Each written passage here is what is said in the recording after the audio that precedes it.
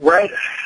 You said earlier that there is going to be a new type of warfare and a new type of terror, and I have concluded that they have given up on the terrorism angle as far as Arabs and masked men coming to get you, and they are instead going to forward their agendas by the false flag terror in the name of the environment, be it an earthquake, a tornado, any kind of a disaster that they can blame and get control. Because it really doesn't matter if an Arab does it or if a tornado does it. If it puts you in a dire condition where you need them to provide the solution, you're at their mercy, one way or another. So please pay attention to what you hear here, because we are in a dire situation.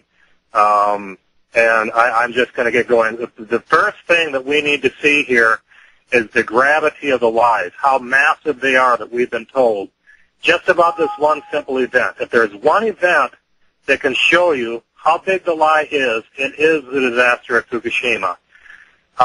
They've got all kinds of experts on the air, and it's all just a lie.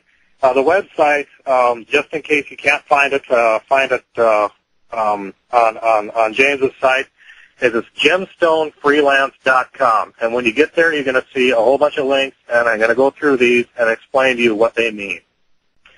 Now, if you click on one thing that the media has lied about completely and misrepresented completely was the scale of this disaster. First of all, if you go back to the picture number one, and you look at that reactor and the way that building is exploded apart, the fuel pools are completely gone. And that means that we have thousands of tons of plutonium laying everywhere outside that facility. They have never told us about this. They've never been honest about this, but it's obvious when you look at that diagram that the fuel pools are gone. Where did that fuel go? Whatever happened at reactor 4 was the equivalent of Building 7 on 9/11. There's no way that this particular thing could possibly happen. This reactor was actually powered down and not running at the time. It was powered down and disassembled. Anyway, so this reactor was just an open tube.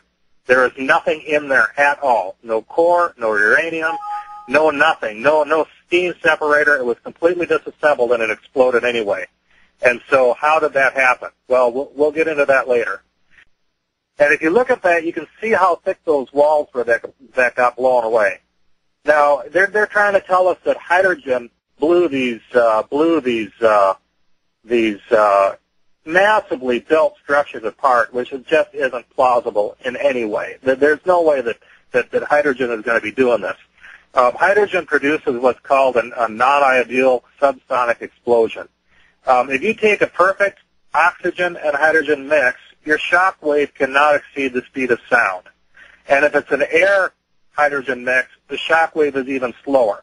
Now, if you seal that shock wave off so that it has no place to go, it can develop pretty high pressures, but certainly not enough to blow concrete like that. And every single one of these buildings had just basically a tin roof over the top, and that would have provided a path for the hydrogen for the expansion to go. There's no way that this could have happened.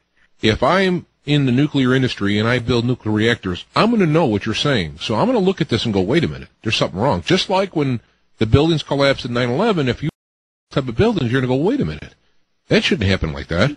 And yet, so now it's like the industry knowing this and sitting back going, oh boy, Yeah, well, they are to a degree, but what they're saying is, well, there's no way this could have happened. They must have just run the thing like a piece of garbage. There's a nuclear agency that oversaw Fukushima, and they said that place was maintained like you wouldn't believe, that the Japanese engineers were excellent.